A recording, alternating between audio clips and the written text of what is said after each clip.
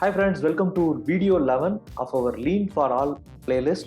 இந்த வீடியோவில் நம்ம வந்து விஎஸ்எம்க்கு முன்னாடி சில முக்கியமான இன்ஃபர்மேஷன்ஸ் உங்களுக்கு தெரிஞ்சிருக்கணும். அதை தான் வந்து இந்த வீடியோவில் பேச போகிறேன். லாஸ்ட் வீடியோவில் நம்ம வந்து இந்த சில ஐகான்ஸ்லாம் பற்றி பார்த்தோம். விஎஸ்எம்ல யூஸ் பண்ணக்கூடிய ஐகான்ஸ். இந்த வீடியோவில் வந்து விஎஸ்எம் பண்ணுறதுக்கு முன்னாடி என்னென்ன விஷயங்கள்லாம் நம்ம கற்றுக்கணும் அப்படின்றத பற்றி டீட்டெயில்டாக பார்க்கலாம். வாங்க வீடியோக்குள்ளே போகலாம். ஸோ இந்த விஎஸ்எம்ல நம்ம முக்கியமான ஒரு சில மெஷர்மெண்ட்ஸ் அது என்னன்னு பார்த்தீங்கன்னா சைக்கிள் டைம் அப்படின்னு சொல்லுவோம். ஸோ சைக்கிள் டைம்னா என்ன அப்படின்னு பார்த்தீங்கன்னா, ஒரு ஆக்டிவிட்டி இருக்குது, ஒரு ஆப்ரேஷன் இருக்குது, சரிங்களா? அந்த ஆப்ரேஷன் வந்து எவ்வளோ செகண்டுக்கு இல்லைன்னா எவ்வளோ மினிட்டுக்கு ஒரு பிசி எனக்கு வெளியே வருது, சரிங்களா? அப்படின்றது தான் cycle time. So for example, first piece வெளியே வருது, நான் டைமர் ஆன் பண்ணுறேன், ரைட்? அதுக்கப்புறம் வந்து ஒரு நிமிஷம் கழிச்சு அடுத்த பீஸ் வந்து கரெக்டாக அதே மாதிரி வெளியே வருது. அப்போ நான் டைமர் ஆஃப் பண்ணுறேன்னு. இது வந்து ஒரு ப்ராடக்ட் பண்ணக்கூடிய சைக்கிள் டைம். இந்த ஒரு சைக்கிள் டைம் உள்ளுக்கு நிறைய வேலைகள் இருக்கும். சப் எலிமெண்ட்ஸ்ன்னு சொல்லுவோம், சரிங்களா? சப் ஆக்டிவிட்டி இல்லைன்னா சப் எலிமெண்ட்ஸ்ன்னு சொல்லலாம். ஸோ இந்த ஒரு நிமிஷத்துக்கு உள்ளுக்கே ஆக்சுவலாக வேல்யூ ஆடிங் டைமும் இருக்கும். அப்போ தான் அந்த பொருள் மாறுது இல்லையா, உருமாறுதுன்னு சொல்கிறோம். ஃபிசிக்கல் ஆர் கெமிக்கல் சேஞ்ச் அதுவும் இருக்கும். லோடிங் அன்லோடிங் இருக்கும். சம்டைம்ஸ் டூல் வந்து இண்டெக்ஸிங் ஆகும். ஸோ இந்த மாதிரி நிறைய வேலைகள்லாம் சேர்ந்தது தான் இந்த சைக்கிள் டைம், சரிங்களா? இதே நீங்கள் ஒரு அசம்பிளியில் வந்து ஒரு சைக்கிள் டைம் மெஷர் பண்ணீங்க. நான் ஒரு ப்ராடக்ட் அசம்பிள் பண்ணுறேன், சரிங்களா? அந்த ப்ராடக்ட் முடிச்சுட்டு நான் வெளியே வைக்கிறேன் அந்த பீஸை. ஸோ நான் கையை வந்துட்டு வெளியே அன்லோட் பண்ணி அந்த இடத்துல ஒரு ஸ்டேஷனில் வெளியே கொண்டு வரேன், அவுட்புட்டாக வச்சிடுறேன். அந்த இடத்துல நான் ஆன் பண்ணேன்னா டைமரை, அடுத்தது இதே மாதிரி இன்னொரு பீஸ் பண்ணி நான் அடுத்த பீஸை வெளியே வைக்கிறேன் பாருங்க, அதே பாயிண்ட் அப்போ தான் நான் ஆஃப் பண்ணணும். அது வரைக்கும் உள்ள என்டையர் ஆக்டிவிட்டிஸ் எல்லாமே சைக்கிள் டைம்னு சொல்லலாம், சரிங்களா? ஏன்னா நிறைய பேர் இந்த சைக்கிள் டைம்ல கன்ஃபியூஸ் பண்ணுவாங்க. சைக்கிள் டைம்ல என்ன நினைச்சுப்பாங்கன்னா, மிஷின் ஓடுதுல, மிஷின் ஆக்டிவிட்டி எதுவோ அது மட்டும் தான் சைக்கிள் டைம்னு நினைப்பாங்க. அப்படி கிடையாது, சரிங்களா? சைக்கிள் டைம்ல நீங்க லோடிங் அன்லோடிங் சேரும், அப்புறம் டூல் நடுவில் ஒரு இண்டெக்ஸிங் ஆகுதுன்னா அது சேரும். நீங்க அப்பப்போ ஒரு 100 பீஸ்க்கு ஒரு டைம் நீங்க ஒரு காம்பனண்ட்டை செக் பண்றீங்கன்னா அது அந்த டைம் சேரும். நடுவில் அப்பப்போ டூலை நீங்க மாத்துறீங்கன்னு வச்சுக்கோங்க, ஒரு 200 பீஸுக்கு ஒரு டைம் நீங்க டூலை சேஞ்ச் பண்றீங்கன்னா அது ஒரு 10 நிமிஷம் ஆச்சுன்னா அந்த டைமும் நீங்க உள்ள கொண்டு வரணும். ஸோ ஓவராலா ஆன் ஆவரேஜா எவ்வளவு நேரம் ஆகுது ஒரு பர்டிகுலர் பீஸ் பண்றதுக்கு, அதுதான் சைக்கிள் டைம்னு சொல்லுவோம், சரிங்களா? How often a part or a product actually is completed by a process, ரைட்டுங்களா? இது எல்லா ஒர்க் எலிமெண்ட்டையும் நம்ம சேர்த்து தான் பண்ணணும், அதுதான் cycle time.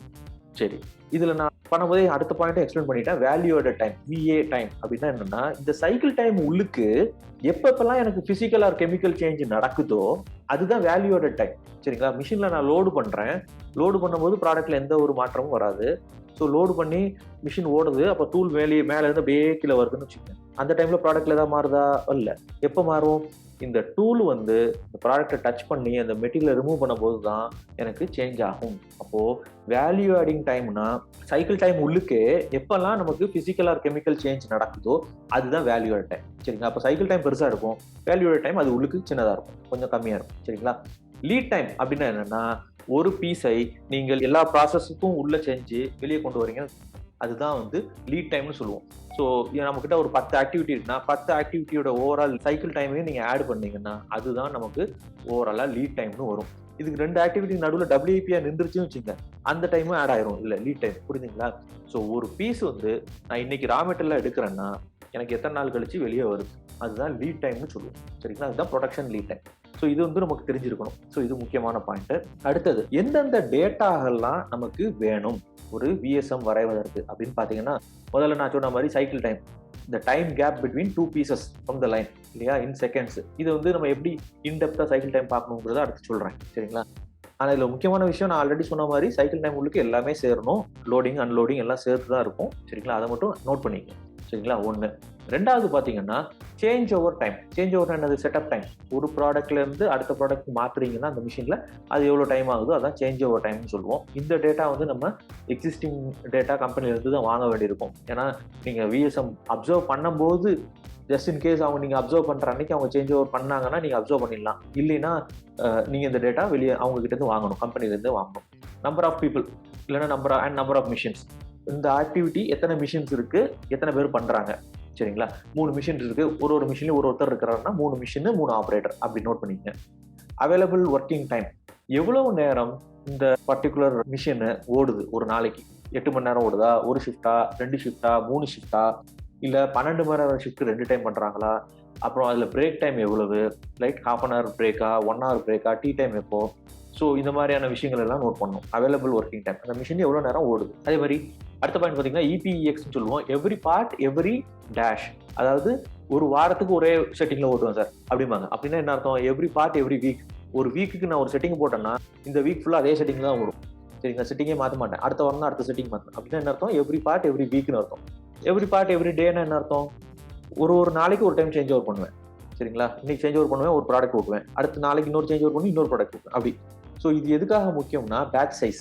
What is a batch size? நான் வந்து 1000 பீஸ் இல்லை 2000 பீஸ் 5000 பீஸ் 10000 பீஸ், அது பேட்ச் சைஸை மெஷர் பண்ணுவதற்காக இந்த இபிஎக்ஸ் தேவைப்படும். ஒன்று. அடுத்தது பார்த்தீங்கன்னா மிஷின் அப் டைம்னு சொல்லுவோம். மிஷின் அப் டைம்னா என்ன? மிஷின் வந்து பிரேக் டவுன் ஆகாமல் எவ்வளோ நேரம் ஓடும் ஒரு நாளைக்கு. சரிங்களா, 8 மணி நேரம் இருக்குங்க. ஆனால் எப்போ பார்த்தாலும் பார்த்தீங்கன்னா ஒரு மணி நேரம் மிஷின் வந்து பிரேக் டவுன் ஆகிடுது அப்படின்னா நீங்கள் 7 மணி நேரம் தான் கணக்கே வைக்கணும். சரிங்களா, ஸோ இந்த டேட்டாவும் நீங்கள் எக்ஸிஸ்டிங் டேட்டாவை வாங்கிக்க வேண்டியதுதான். சரிங்களா, அதே மாதிரி பேக் சைஸ் ஆர் பின் சைஸ். நீங்கள் அந்த ப்ராடக்ட்டுடைய பின் சைஸ் என்ன, கண்டெய்னர் குவான்டிட்டி, ரைட்? நீங்கள் காட்டன் பாக்ஸில் வச்சு கொடுப்பாங்க. இப்போ நீங்கள் ஃபுட்வேர்னா இருக்குன்னு வச்சுக்கோங்களேன், ஃபுட்வேர் வந்து ஒரு பாக்ஸில் வச்சுட்டு அதே மாதிரி காட்டன் பாக்ஸ், மாஸ்டர் காட்டன் சொல்லுவாங்க, இல்லை பிக் காட்டன் சொல்லுவாங்க. பெரிய காட்டன்ல எவ்வளோ வைக்கிறாங்க? ஒரு பாக்ஸ்க்குள்ள 40 வைக்கிறாங்களா, 50 வைக்கிறாங்களா? ஒரு ப்ராடக்ட்டுக்கு ஏற்ற மாதிரி மாறும். சரிங்களா, ஸோ காட்டன் பாக்ஸஸ்ல எவ்வளோ குவான்டிட்டி வைக்க முடியும், பின் சைஸ் என்ன அப்படிங்கிறதையும் நோட் பண்ணிக்கலாம்.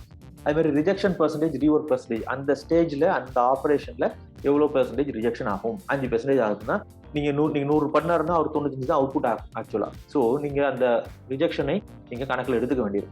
ஸோ அதனால இந்த ரிஜெக்ஷன் பர்சன்டேஜ், ரீவொர்க் பர்சன்டேஜும் நோட் பண்ணணும். அதுமாதிரி ஒர்க்கிங் டைம், நான் அப்போ சொன்ன மாதிரி ஓவராலாக இந்த யூனிட் வந்து எவ்வளோ நேரம் ஒர்க் பண்ணுது, இந்த மிஷினும் அதே மாதிரி இந்த செக்ஷன் எவ்வளோ நேரம் ஒர்க் பண்ணுது, அதையும் நீங்கள் நோட் பண்ணிக்கங்க.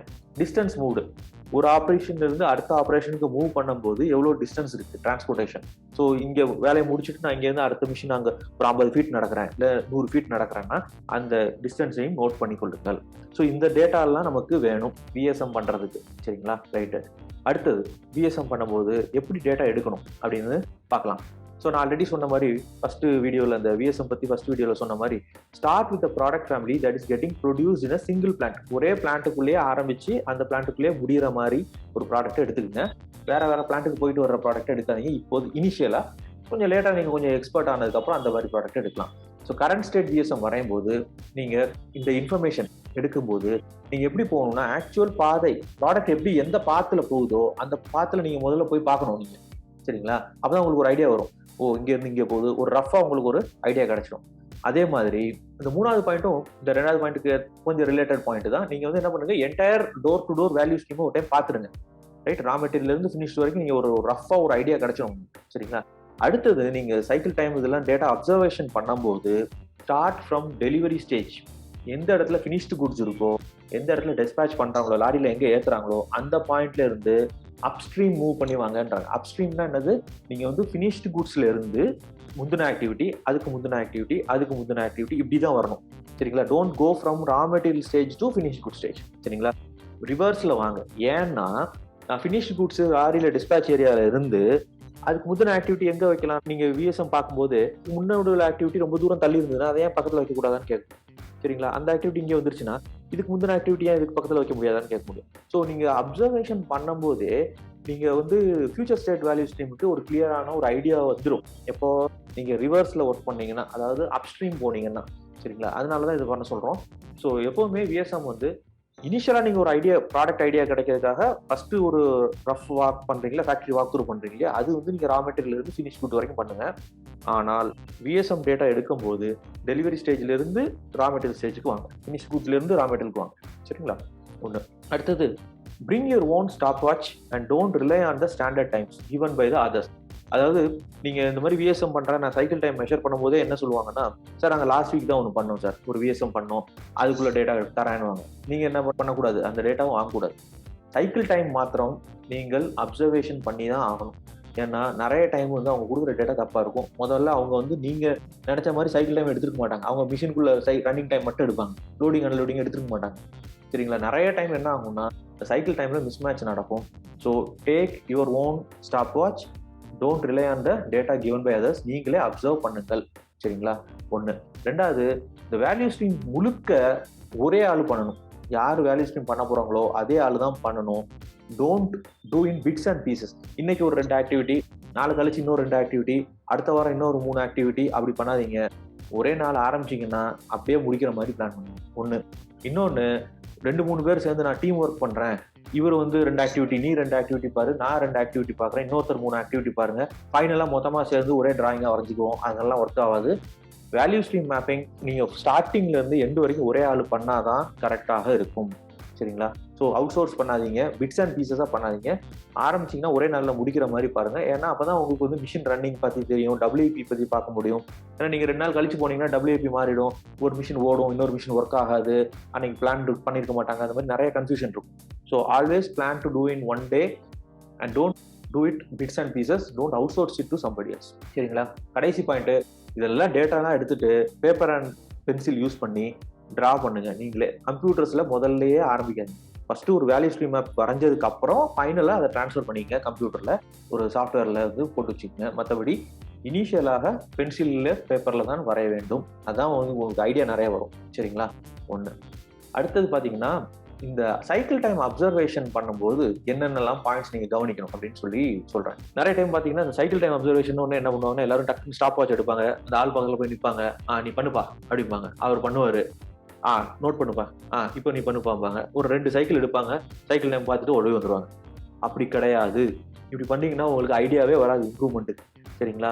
முதல்ல என்ன பண்ணுங்க, அந்த ஆப்ரேட்டர் கிட்ட போய் இந்த மாதிரி நான் வந்து நீங்கள் பண்ணுற ப்ராசஸை வீடியோ எடுக்க போகிறேன், இல்லைனா சைக்கிள் டைம் அப்சர்வ் பண்ண போகிறேன், பதறாமல் எப்போதும் போல் ரெகுலராக பண்ணுற மாதிரி பண்ணுங்கள். அது மாதிரி வீடியோ எடுத்தீங்கன்னா அவங்ககிட்ட சொல்லுங்கள், அந்த ஆளை தப்பு செய்கிறாருன்னு சொல்கிறதுக்காக இல்லை, அவர் கை மூவ்மெண்ட்டு, அந்த ப்ராடக்டை மட்டும் தான் வீடியோ எடுக்க போகிறோம், யார் பண்ணாங்கன்றதெல்லாம் நம்ம கிட்ட தேவையில்லை. சரிங்களா? அவருக்கு ஹெல்ப் பண்ணுறதுக்காக தான் நம்ம இந்த வீடியோ எடுக்கிறோன்றத முதல்ல அவர்கிட்ட சொல்லணும். சரிங்களா? அது மாதிரி ஏன்னா நம்ம ஒரு புதுசாக ஒரு ஆள் வந்து பக்கத்தில் நின்று அந்த வீடியோ எடுக்கிறாரோ இல்லை சைக்கிள் டைம்லாம் நோட் பண்ணாருன்னா மக்கள் வந்து கொஞ்சம் டென்ஷன் ஆகிடுவாங்க, பதட்டம் வரும். சரிங்களா? அப்போ என்ன, அவங்க கைக்கு கொஞ்சம் நடுங்கும், தப்பாக பண்ணுவாங்க, கீழே போட்டுருவாங்க காம்பவுண்ட்டை, இந்த மாதிரிலாம் நடக்கும். ஸோ நீங்கள் சைக்கிள் டைம் அப்சர்வ் பண்ண போனீங்கன்னா ஒரு ஆப்ரேஷன்லேயும் அந்த பர்சன் கிட்ட ஃபஸ்ட்டே ஒரு இன்ஃபர்மேஷன் பண்ணுங்கள், இந்த மாதிரி நீங்கள் பயப்படாமல் பண்ணுங்கள், எப்போதும் போல் பண்ணுங்கள், நாங்கள் வந்து ப்ராசஸ் இம்ப்ரூவ் பண்ணுறதுக்காக வந்திருக்கோம், உங்களுக்கு ஹெல்ப் பண்ணுறதுக்காக தான் வந்திருக்கோம் நீங்கள் சொன்னீங்க. அவங்க கூட ஒரு ஃப்ரெண்ட்லியாக ஒரு இது பண்ணிங்கன்னா ஈஸியாக கோஆப்ரேட் பண்ணுவாங்க. சரிங்களா? ஃபஸ்ட்டு இம்பார்ட்டன்ட் பாயிண்ட் இது. அதேமாதிரி 2வது பாயிண்ட்டு, அவங்க வேலையை ஆரம்பித்த உடனே சைக்கிள் டக்குன்னு லாக் ஆன் பண்ணிவிட்டு நோட் பண்ணிவிட்டு உடனே போயிடக்கூடாது. அப்படி கிடையாது. ஃபஸ்ட்டு ஒரு 5 சைக்கிள் நீங்கள் எதுவுமே பண்ணாதீங்க, எதுவுமே நோட் பண்ணாதீங்க, எதுவுமே பண்ணாதீங்க. ஜஸ்ட் அப்படியே கையை கட்டிட்டு அந்த ஆப்ரேஷன் மட்டும் கூர்ந்து கவனிங்க. 5 சைக்கிள். சரிங்களா? அது டேர்னிங்கோ மில்லிங்கோ ஏதோ ஒன்று, right? If the cycle time is like 1 minute 2 minute ப்ராசஸ்னா அந்த மாதிரி பண்ணலாம். சரிங்களா? 1.5 மணி நேரம் ஆக்டிவிட்டி இருக்குது, அதை நான் 5 சைக்கிள் எப்படி சார் பார்க்கணும், ஒரு நாள் ஃபுல்லாக நின்று பார்க்கணும்னா அப்படி கிடையாது.